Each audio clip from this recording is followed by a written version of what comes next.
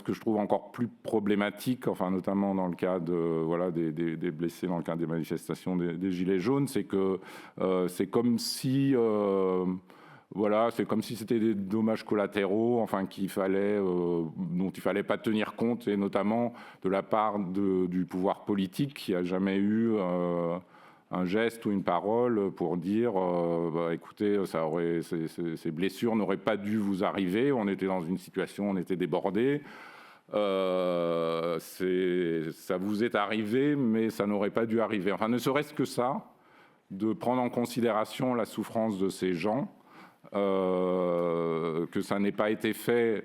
Je ne vois pas ce que ça aurait coûté des représentants politiques de le faire, ou d'ailleurs de toujours le faire, quoi. Et ça, c'est quelque chose qui, je crois, qui est encore presque pire pour les victimes qui ont de violences policières, c'est que vous avez l'impression que tout le monde s'en fout, quoi. Et j'espère que le film va au moins changer ça.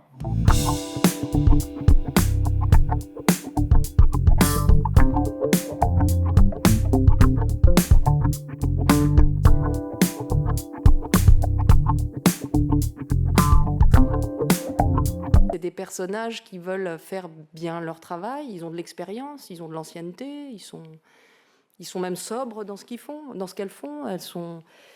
Et c'est le jour, ce qui est intéressant, c'est de raconter le jour où la machine déraille un peu, parce qu'il y a quelque chose d'humain qui prend le contrôle.